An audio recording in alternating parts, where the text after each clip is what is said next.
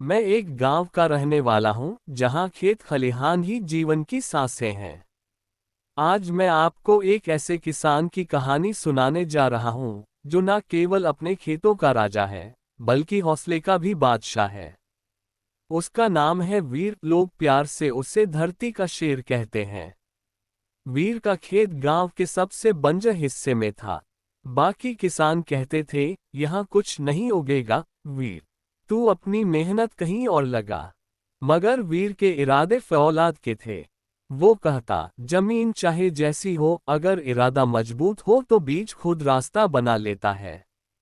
सुबह 4 बजे उठकर वो बैलों के साथ खेत में उतर जाता।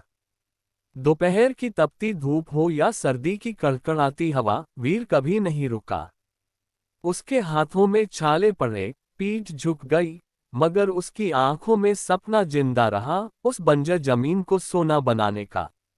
1 साल, 2 साल, गांव वालों ने उसका मजाक उड़ाया, लेकिन तीसरे साल जब उसकी जमीन पर गेहूं की सुनहरी बालियां लहलहाईं, तो पूरा गांव देखता रह गया। लेकिन कहानी यहीं खत्म नहीं होती। उसी साल गांव में बाढ़ आ गई। कई किसानों की फसलें तबाह हो गईं। वीर की फसलें भी डूब गईं। पर वीर ने हार नहीं मानी। उसने गांव वालों को इकट्ठा किया और कहा, हम सब साथ मिलकर अपने खेतों को फिर से जिंदा करेंगे। अगर हम मिट्टी से लड़ना जानते हैं, तो पानी से क्यों डरें?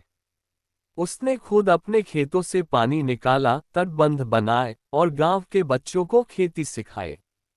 6 महीने के भीतर पूरे गांव की फसल फिर से खड़ी हो गई, और इस बार वीर अकेला नहीं था।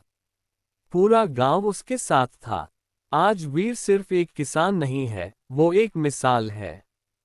उसकी तस्वीर स्कूलों में टंगी है और बच्चे उससे धरती का वीर कहते हैं। मैंने बहुत किसान देखे हैं, मगर वीर जैसा नहीं। उसके जैसे लोग ही तो बताते हैं कि धरती की छाती चीरकर जो अनाज उगाता है, वही सच्चा योद्धा होता है।